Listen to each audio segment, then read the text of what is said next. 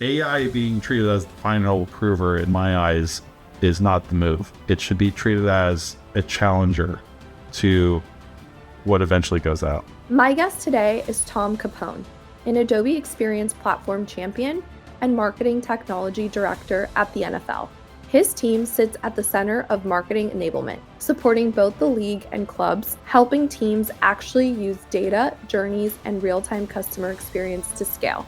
They're not just building in the stack, they're enabling the people who do. And that changes how you think about AI. Because when you're responsible for scale, not just execution, the question becomes, where does AI actually help? In this episode, we talk about whether AI is becoming a learning system, not just a tool, something that can actually teach marketers how to think through problems, what it means for teams trying to upskill, whether AI is building real expertise or just speeding things up, and where the line is between support and dependency. We also get into AI as the first layer of review, and what that means when there's no one checking behind it. And the question I keep coming back to, are we building better marketers or just faster ones? So let's get into it. This is Thinking with AI. Tom, welcome to Thinking with AI. Thanks so much for having me, Susan. This is very exciting and looking forward to chatting.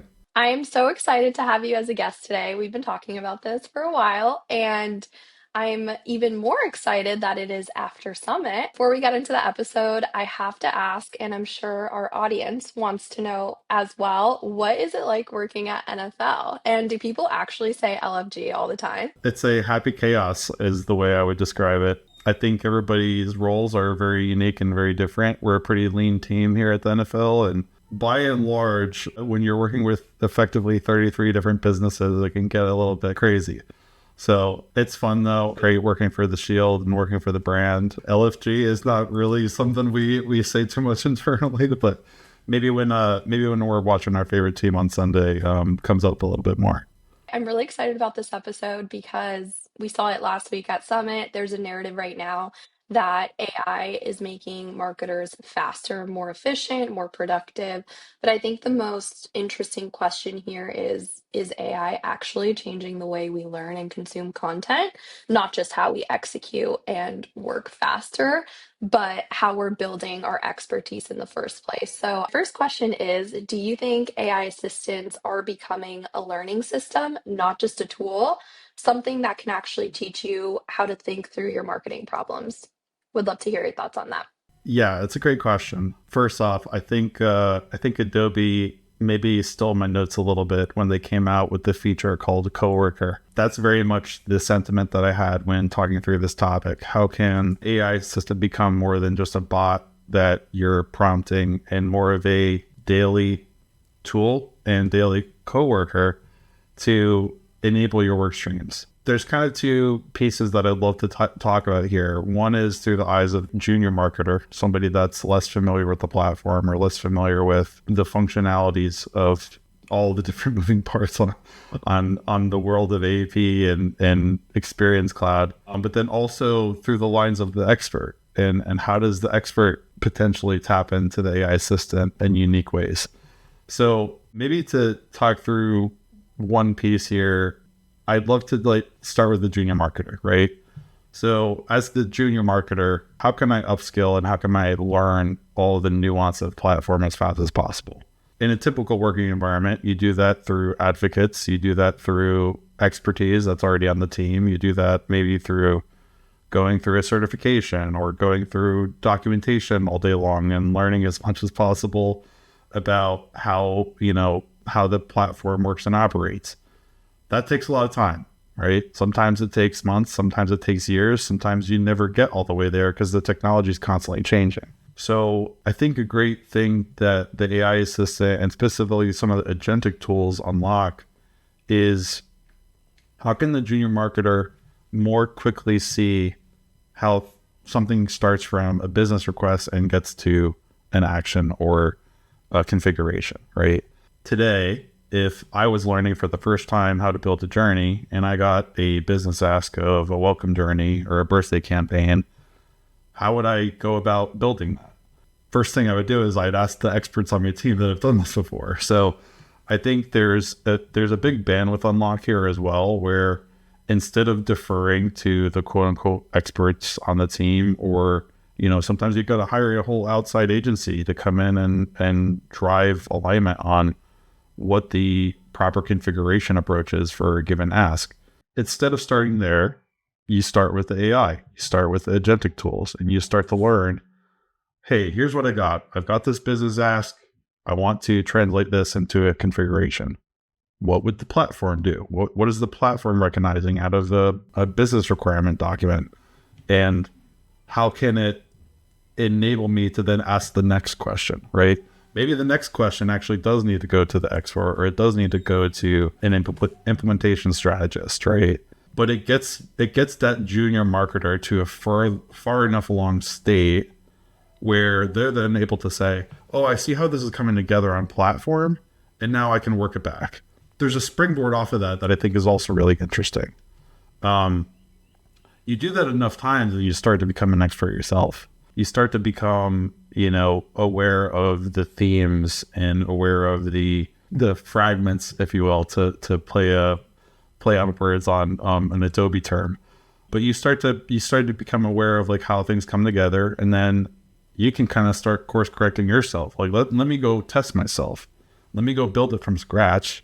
I'll take this business requirement document, build something from scratch, and then I can cross compare to how the platform and the AI and the agentic tools would have brought that together. So it becomes a great kind of like check and balance for somebody that I would say is more junior. It's really interesting. And I think AI does really help build, better judgment, for example, right?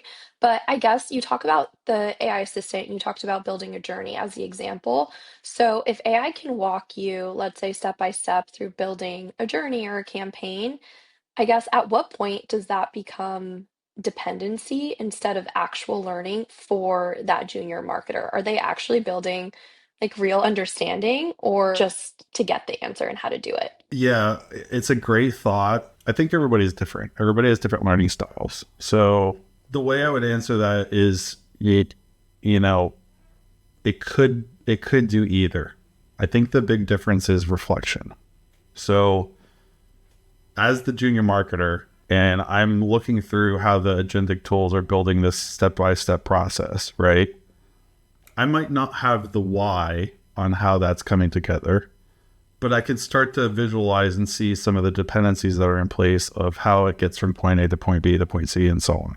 I think the guidance that exists that explains those trade-offs, the failure modes, the alternatives, that becomes understanding over time, but it doesn't happen instantaneously. It doesn't happen on the first AI prompt, right? You start to build that understanding through iterations and through repeat process. To your point on like, how does that get framed and how does it become potentially a dependency? I think if you treat AI like GPS, this is the analogy I used at Summit with somebody the other day. You're not trying to learn the map, right? You're trying to learn how you got from point A to point B. Yeah, I don't need to learn the entire map of New Haven. So I think if the junior marketers treat what the agentic tool spits out at them as like, okay, this is my driving instructor. It's explaining the decisions. It's explaining why I went down this route instead of another route. Oh, this route's all backed up because there's a traffic jam. You get to build that strength and knowledge a little bit faster if you're starting to understand why it's choosing one route versus another. And then I think going back to the reflection piece, we're not going all in on just like, oh, this is what the AI said to do, so it's right. That's a slippery slope, and I think a risk that every company is looking at right now is how do we govern this, and how do we take a look at when the right and wrong times is to use AI or agentic tools. But the big risk is kind of like, what's that automation look like from an unexamined layer, right? If I just treat the output as truth, well, that's an approach I can choose to take, but how much risk comes with that, right? I think a great topic that I'd love to chat with you more about is, where does the human in the loop piece still play a role? And can you truly get away with like not having QA or not having somebody validating what the AI assistant or the agent orchestrator came up with. I think there's a risk adverseness conversation there, and every company might be different. Some companies might say, hey, yeah, let it rip. We're going to send this out. It's good enough. The platform validate it, and that's good enough for me. There's other companies that are going to be like, hey, we got HIPAA laws to factor for, or we got to make sure this goes through at least a few hands to validate that what it came up with is up to snuff with our standards. Hope that answers your question, but I think there's a huge dependency layer there that a lot of companies are still figuring out how to navigate. No, I completely agree, and thanks for sharing. I think human in the loop, to your point, looks very differently at each company and organization. At Adobe, it is very, very important. And if you ask me personally, I still think it's important no matter how advanced we get. I think you can't buy taste or good judgment. That's just something that comes with being a human being. And I think, especially as a marketer, right, the things that we're putting out there, whether it be content or campaigns, talking to other consumers and humans, it's just really important to have that final human being really approving and reviewing what goes out there. It's kind of like Waymo and Uber in a way, where we're not there yet. Not everyone loves to take a Waymo. I mean, I took a Zix car while we were at Summit, and it was pretty wild. The autonomous vehicles. yeah, exactly. And so if you look at the stats, right? There are more people taking Uber. I mean, there's probably other factors that go into that. I just don't think we're there yet in terms of like fully autonomous like marketing. So I guess I'm curious at NFL, what does human in the loop look like? And then I would love to hear what marketer looks like. I think this isn't even specific to the NFL. The conversations I've been having on the client side are all in this notion or on this theme of what is the expert of the future? Like, is the expert of the future even building journeys or building experiences or doing the things on the platform anymore? Or are they just truly a validation step to confirm that what the marketer came up with through the agentic tools is on brand or is on operational, alignment or, so on and so forth. So I think, rethinking what an expert even means when the tools are constantly evolving is one conversation. How do you stay an expert? In today's day and age, how do you stay an expert? You got to constantly, be using AI tools. You got to be up to snuff with the bots that are out there. You got to be thinking about third-party integrations. There's a lot to navigate. I was having kind of a candid conversation with one of my fellow AEP champs while at Summit, and we're like, if I went and got recertified today, what does that look like? Does it look different from how it looks 2 years ago? In all likelihood, it does, and if it doesn't, it probably needs to. So I think rethinking what does an expert even mean when the tools are evolving?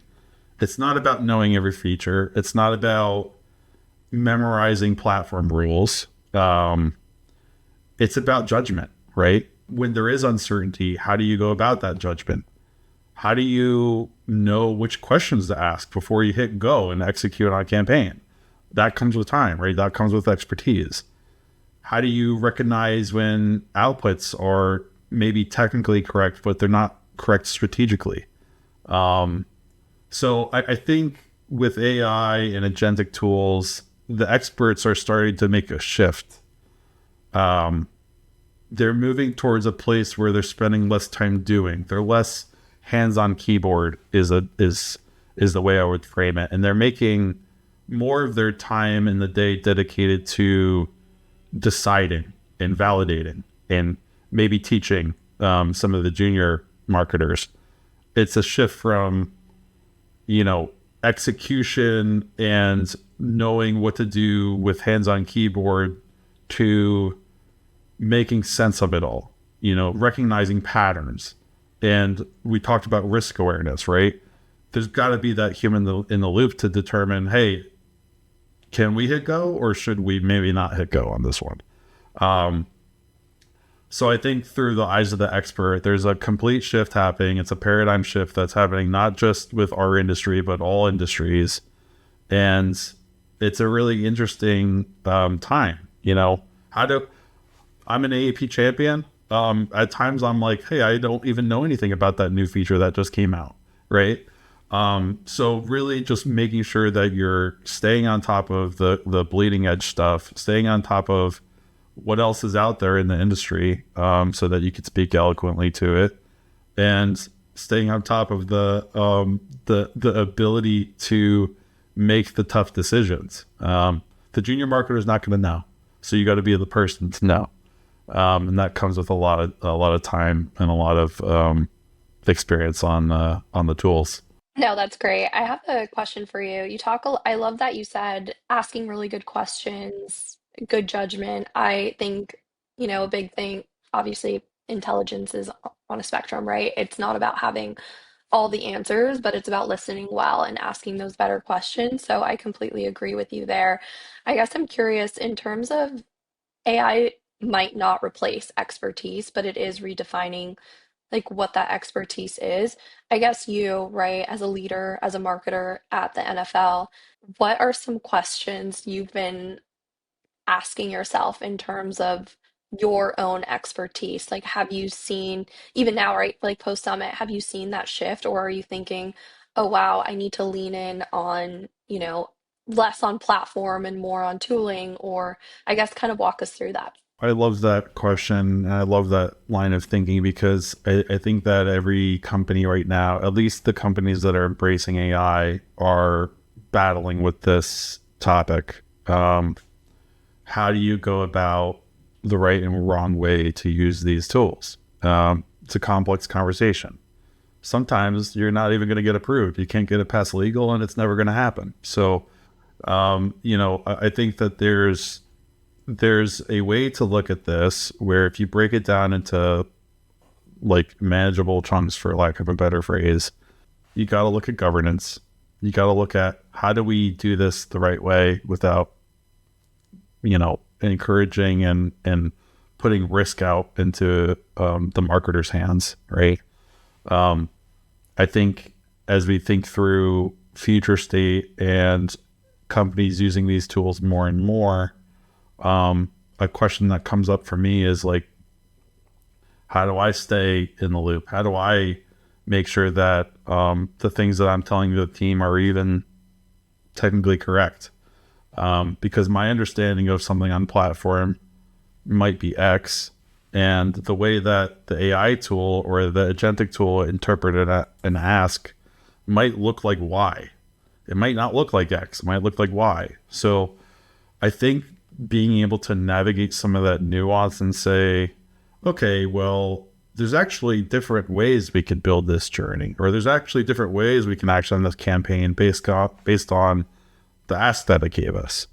To me, that's the piece where the expert and the human in the loop is still very critical, right?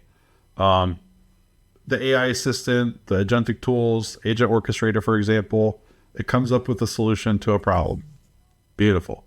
Well, is that the right solution to the problem? Or do we need to, add in a couple of more prompts here to kind of coach it along and do like that one extra layer of things that as the expert I'm thinking about in the back of my mind, but the platform would never know that. Like, oh, there's a brand play here. We got to make sure we're on brand.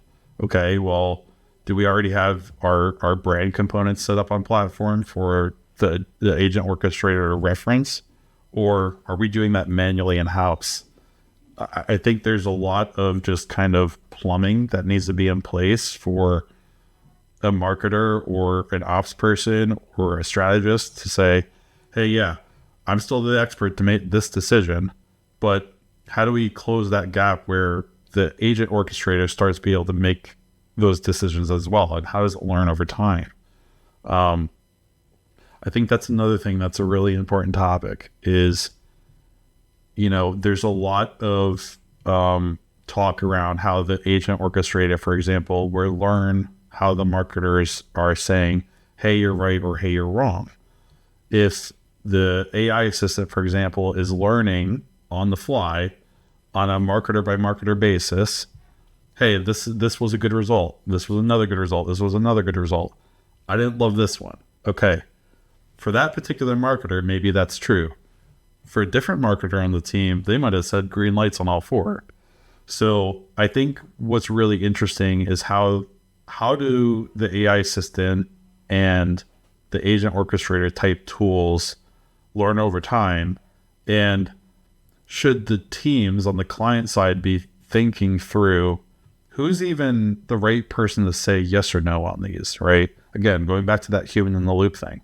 The junior marketer probably should not be in that particular situation, one saying, hey, this is approved for sign off. Or, hey, the tool did what I asked it to do. Well, I don't really know what I'm even asking because I'm the junior marketer. I want to get to point B at least in the configuration process. So I think going back to your question, like the human in the loop piece, I think becomes all that more important. The expert in the room will continue to work with these tools and learn more over time on what the right and wrong ways to govern these pieces are. And to go back to a topic we were on earlier, is there's so much to stay on top of in terms of like what the platform can do. And as a expert in the room, you got to just constantly stay on top of the documentation. You got to stay on top of the roadmap. You got to stay on top of the product releases.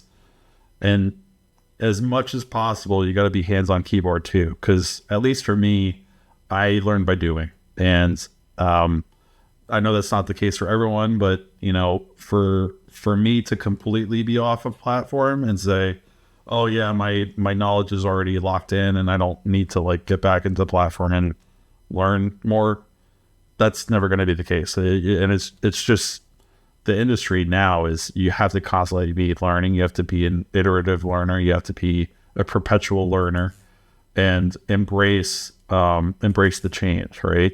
Maybe set a cadence every 3 months. I'm going to go look through the product releases and make sure that there isn't something in there I'm not aware of or something that matters to my team, right? So staying an expert in these days is difficult, but I think there's ways to optimize that by utilizing the AI assistant and utilizing things like Agent Orchestrator. Yeah, no, that was really great. And you touched a lot. I have a couple of just follow-ups based on, what you said. Because Agent Orchestrator, even the AI assistant, it'll give you your solution essentially, right? And we've talked about learning, but I guess, do we expect like junior marketers to become even more technical because they have access to more information, more answers, the ability to upskill faster in a way? I'd love to break that down into kind of two topics if I could. One is, if the AI tool, for example, determines a path forward and the junior marketer says, hey, yeah, looks good enough to me, right? Is that risk mitigation because we got through this all faster? Or is it risk blindness because you're doing it blindly and relying entirely on the AI assistant driving that requirement? I think it can be both. So let's talk through both of those, right? If we think about it through a mitigation lens, the junior marketer can upskill faster because they're able to see things that they wouldn't have seen before. They're able to detect logic gaps that maybe they weren't exposed to prior. Maybe that goes to a solution architect in a normal situation, right? How do we reduce launch errors? How do we look at, the end to end? Again, the junior marketer doesn't always see the end to end. They're getting a visible piece here. They're getting a behind the scenes look of how everything comes together. If you talk about segmented teams, sometimes we keep using the term junior marketer pretty loosely here, but if I maybe am a campaign creator and maybe on that same team, there's a journey creator, maybe on that same team, there's a orchestration expert, right? Those teams are probably talking to each other and they're like aligning on the goal and they're aligning on the outcome. But as strictly the campaign creator, how can I learn as much as possible out just the little piece in the little lane that I need to be in? The AI assistant and agent orchestrator can help with that, right? How do I upskill that little part of my larger puzzle piece? But to kind of go back to the pro and con conversation, right? Where does blindness become part of that discussion? Teams that are assuming that an AI approved configuration is automatically safe, like that's scary. Teams are doing that. That's happening today. Teams are doing that now. So, is there a level of acceptance at your org to say, yep, whatever the agent orchestrator comes up with is good to go to prod and send out to our customers? That's kind of the team's prerogative. Like, you may have the components in place where we've already set up the governance. We've looked at brain concierge. We've looked at, all the things that the AI assistant and tools would need to reference to do that safely and effectively. Many teams don't have that in place. Many teams are doing that in a manual fashion, or they're doing it on a campaign by campaign basis. So that's one, is like, how do you think about the blindness play on how you may or may not be involved in every part of that equation in a normal day-to-day. I think another topic on blindness is just edge cases. Typically an expert's going to be able to say, hey, this is what the thing came up with. Well, it didn't think about scenario X. Okay, not great, but can we coach it then to learn about scenario X and then not have that come up on the next time? So as the junior marketer, I wouldn't have known about that. As the campaign creator, I didn't know about that part.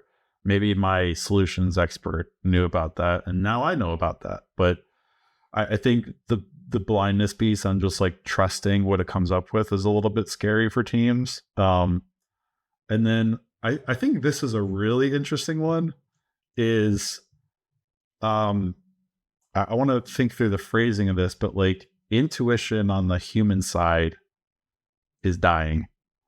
I think it's shifting. I think it's shifting to another area. It's another place now. But when we think about how all this comes together, right? Being hands-on keyboard, you're thinking critically constantly. You're thinking about, okay, I need to go put this over here, or I need to think about this layer. You move away from that and you start to have an atrophy play where it becomes a little bit lost. It becomes a little bit uncertain. And then you're becoming a little bit maybe too reliant on what the platform can or can't do. So again, it goes back a little bit to what we were talking about earlier around, the AI tools aren't reviewing the work. You need to have that human in the loop to review the work, in my opinion. Now, you might have certain campaigns that are less risky to just let it go out, and that's a business decision or a strategic decision that different orgs need to come to. But AI being treated as the final approver, in my eyes, is not the move. It should be treated as a challenger to what eventually goes out, or an enabler to what eventually goes out. And then I wanted to touch on one other thing really quick. So going back to your question, I think there's kind of a fast track that's happening with those junior marketers. And actually, it's not just the junior marketers, it's the wider team. So if you think about in a standard org today, pre-AI, all of these fancy agents, traditionally you go from junior resource to senior resource to maybe an architect, and then something goes to like a QA stage, and then it goes to an approved state, and it can go out to, that org's constituents. With AI, that's changing, right? So might start with that same junior marketer, but then AI is already in the loop, and you're almost bypassing that senior resource, as well as potentially that architect that had eyes on how it came together. And then there's a human, like that human in the loop is kind of that last piece. So I think there's a great conversation about how these tools reframe the role of a QA person or a QE, or however your org calls, quality assurance. That human reviewer is shifting their focus on technical and moving towards consequence, right? So it's not about did the thing do the thing right from a technical lens. It's, hey, did we think about this consequence? Did we think about if it came up with this and it's approved for sign off, great, but the way that it came up with it, is that at risk or is that on brand?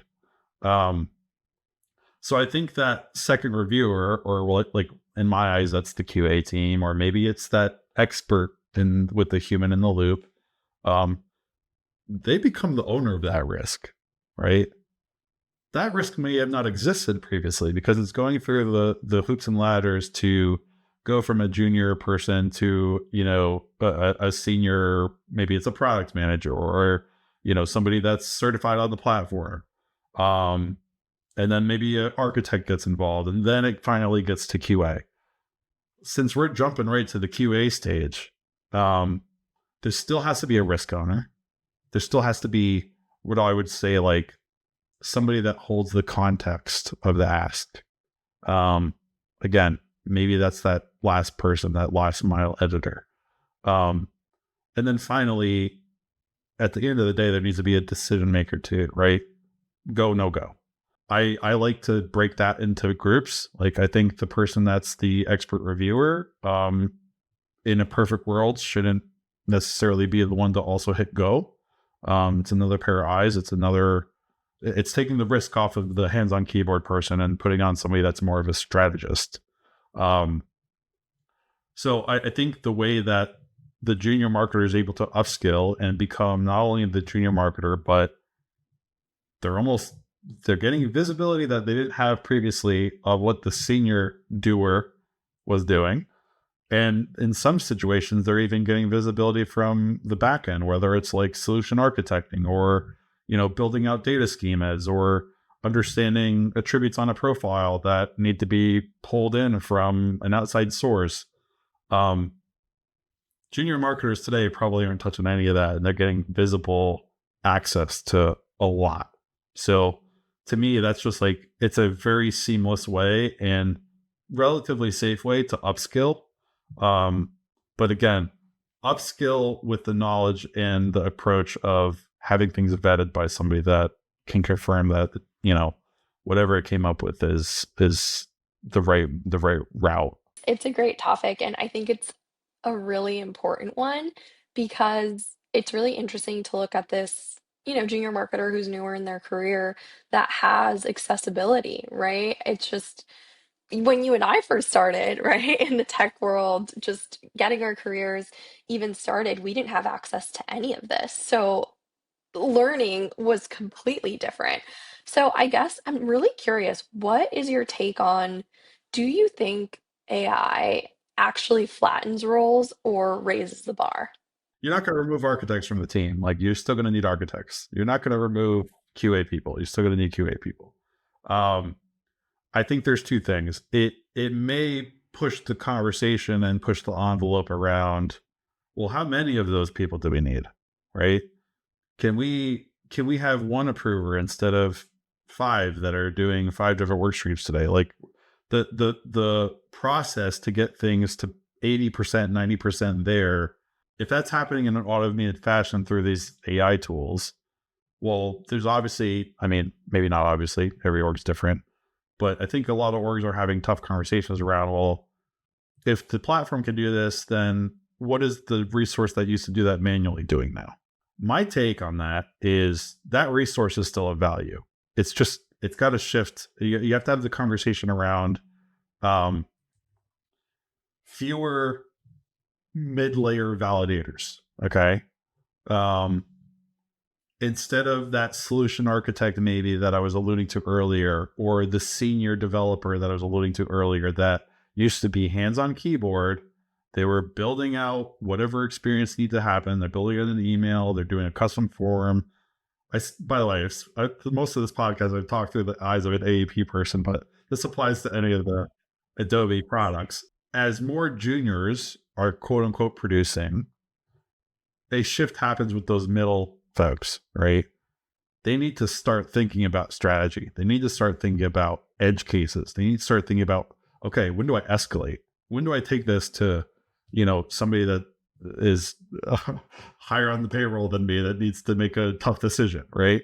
Um, I think there's a clear shift happening for the teams that are embracing AI to say, how do we look at that middle layer? I use validator loosely, that middle layer role or middle layer person, and not only rethink the role, but actually encourage them to most people in those roles are going to shift to a strategist role at some point anyway, right? How do you springboard them into that faster? How do you get them thinking about operational efficiency? How do you get them thinking about strategies that are happening behind the scenes? Like look through that BRD, look through that business request, and take a step back from the technical. The technical's covered. We need you to focus on the non-technical now. So I think there's a really interesting conversation happening in a lot of orgs where, since the AI assistant enables so much, how do we take that same team and rejigger it so that it actually allows us to think more about strategy? It lets us think more creatively. I made an allusion on one of the questions earlier around well, are we killing creativity by doing some of this? That's a whole podcast right there, Stephen. But I do think, there's serious value. Like if the AI tools and the agentic tools get you 80% of the way there, and the quality is also at 80%, well, for most marketers, that's good enough to go live. I think there's a real shift happening where the marketer that lives on the creative side of the world, they become that much more valuable. Everybody's saying, I don't need creative resources anymore because the platform can do it. That's not true. There's a huge undervaluation of human created content, and tapping into the human creativity. There's some stuff happening in the industry right now where watermarks and images being flagged as AI generated content, like that's becoming pretty visible on the end user side. Like, oh yeah, my favorite brand just sent me a campaign and it has a little watermark on it that says they made it with AI. Like, okay, am I going to think about that brand differently now? So there's still so much moving parts in the industry, and I think, to take it back to your question, there's every org's different, but you have to be thinking forward and embracing these shifts, because if you don't, you're stuck in the Stone Age, for lack of a better phrase. You're stuck doing things manually still, and nobody wants to be doing that. Yeah, I think no, I love that you brought this up, and I agree that's a completely separate topic that I know we can go on and on about forever. But I do think it's important to acknowledge, because we are talking about human in the loop, we're talking about upskilling, we're talking about junior marketers, and being human has never been more important in the age of AI, because to your point, there's a lot of very successful creators out there that are doing AI generated content, whether it be for entertainment, whether it be for their business. And it's amazing, right? It's incredible. But I think as human beings and even marketers, the way we retain information, consume content, it's always been about learning from others and knowing what is real. And I think history repeats itself, and the 90s are coming back, like docu-style Thank God. series. Yeah, I agree, thank God. And I think we're gonna see it more and more with this now, because everyone has access to create. Accessibility has never been more available, honestly, to all of us. And it's an amazing thing, but it's a scary thing. I think it's also just the balance of how are we going to adapt, but still make sure we're critically thinking and making sure that we're leaning in on what makes us human. And it's not just critical thinking, it is being creative in different ways, even though you're not in the creative industry. So I love that you touched on that. I do have to ask you, because it sounds like org design is reshaping, right, with AI. It's natural. We're seeing it in very different ways. like coming to life, right? Like at Adobe, at an enterprise, we're handling org design completely different from, I'm sure, as NFL, right? It's just different for each organization with these like AI councils. And something I really want to ask you is when it comes to hiring, are you hiring differently now that there's all of these tools, one, and two, what are you looking for when you're looking for that like marketer to join your team? If I'm hiring a full stack developer, they need to be a full stack developer. And to me, that person or that role doesn't look all that different just because AI tools and agentic tools are around. Now, their skill set might look different than it once did. Their ability to tap into those tools might affect their day-to-day. But for me, in terms of expertise, like I'm looking for product expertise in that scenario. I will say this though, for a full stack developer in today's day and age to be fully effective and to be maximum ROI for my team or anybody's team, I think you need to have somebody that is able to think critically and have conversations like this. I've been on a lot of different technical teams in the past, and sometimes you get folks that can have a kind of conversation and, you're comfortable sending them to have a discussion with the stakeholder, for example. And then you have, much more technical people that are like, I don't want to be in that world. I want to be in my lane on coding or whatever, right? I think there is a shift happening where, at least from my side, when I'm hiring, I'm looking for more of that other person. I'm looking for maybe a full stack developer that is able to kind of think about the next step, or is able to think about, hey, what did we talk about with governance on this? Or is able to think about tightening up those kind of next pieces along the line. There's less handoffs happening, right? There's less handoffs from person to person or from team to team. So with that in mind, you need to be looking for people that are willing to wear a lot of hats. You need to be able to find folks that are able to think nimbly and course correct, right? Can't have folks that are, stalwarts that just like, oh, this is the way we're going to do it, and it's the only way we're going to do it. You got to be able to think critically and be able to pivot. So for me, I think it does depend on the role. Like certain roles I would lean more onto like, yeah, I just want this person to be technically sound. But then on the flip side of the house, for anybody that's on the strategy side, for anybody that's on operations, you look at enterprise teams, you got to be talking about all this stuff. You have to be very forward thinking. You have to be constantly looking at what is happening in the industry, what's happening on the end user side.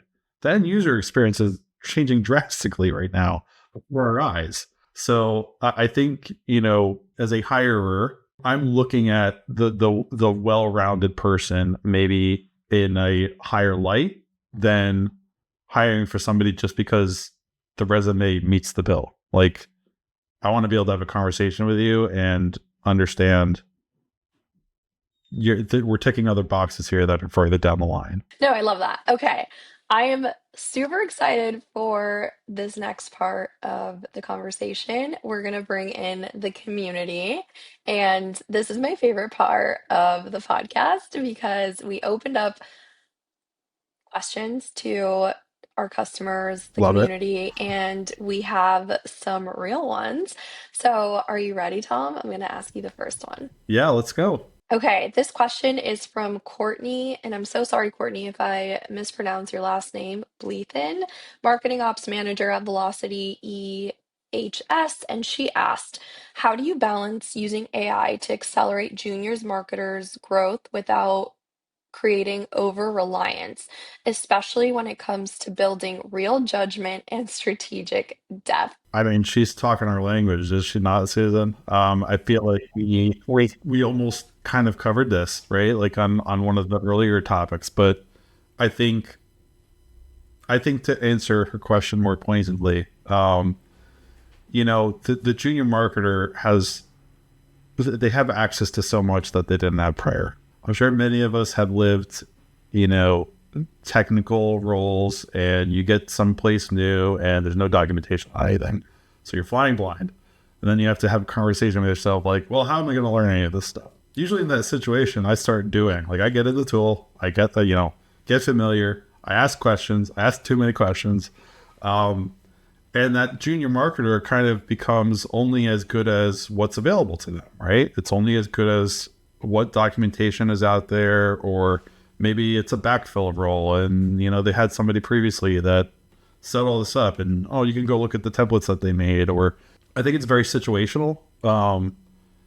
But building off of that example, the person or the junior marketer that doesn't have all that is maybe flying a little bit blind, tapping into the AI assistant and seeing what it comes up with, I think is a great way to visualize all that. It's a great way to understand how all that comes together. There is a piece of that needs to be thought through from the leadership side, right? How much is too much? How much do we want them to learn from the tool versus learning from a product expert or learning from somebody else on the team? I think there's a good balance. I would set a checkpoint in most situations. Like if we're talking high level and we're just saying okay, this person's going to be a junior marketer, they're going to be a campaign creator. Okay.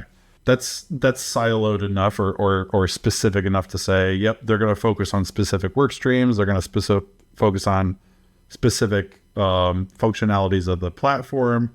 Okay. Go learn as much as you can from the AI system just on that. Right. And then we checkpoint. We say, okay, where are we at? We understand how a journey comes together. We understand how we action on, custom actions, or how we pull in our audience layers, or how we're orchestrating and sending to multi-channel. You can cover a lot, right? We got through a lot of ground just from asking the agents and the AI assistant, how would you deliver on this ask? Okay. Checkpoint. We're at 50 to 75%. Now we have to have a conversation, I would say, at the senior or leadership level, to then say, all right, we need to talk about that extra 25%.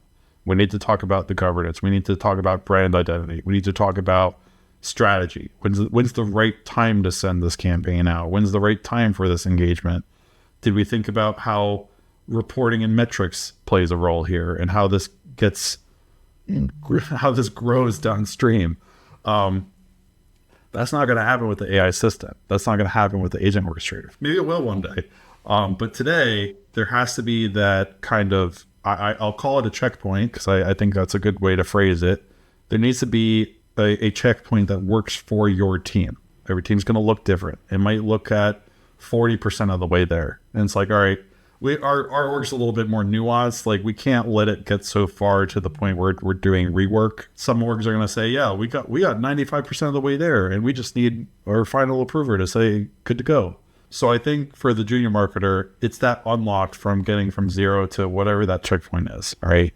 I can understand awareness. I can get familiar with the tool. I can get exposed to the tool in a way that reading a wiki or reading a Confluence document maybe serves a need, and it's great to have that as a baseline or a foundation. But most of the folks I talk to are doers, and they want to learn by doing. So I think that's the speed to market unlock that people aren't talking about. How do I get in the tool and start doing now? I don't want to wait until I understand the Confluence doc or understand the wiki or understand whatever, right? I want to start doing today. Awesome. This was great. Moving on to the end of the show, our rapid fire. Don't overthink it, okay? Just first thing that comes to mind, just say it. What's more dangerous in a marketing org? No AI or AI with no intellectual discipline? Since you used the word dangerous, I'm going to say AI with no discipline. Is a future marketer defined by creativity, systems thinking, or restraint? Pick one. Restraint. Okay, last one. If your team disappeared tomorrow and only the AI remained, what would it not be able to replicate? Yeah. All the things we talked about, right? Recognizing brand identity, being the go, no goer, the final approval. I think the risk owner, the decision maker, that's still got to live in my mind with the team, if you will. it depends on your risk averseness. So I guess I'll give you a situational there, but I think most orgs are not comfortable with the AI tools just letting it rip and go. Maybe we get to that point at some point when we have the tooling in place on platform to govern all that and fall in line with how these tools are understanding our asks. This is great. I think the biggest takeaway from this conversation, there's a lot, but AI isn't just changing how we work. It's changing how we learn, how we build teams, how we define expertise, which was really interesting.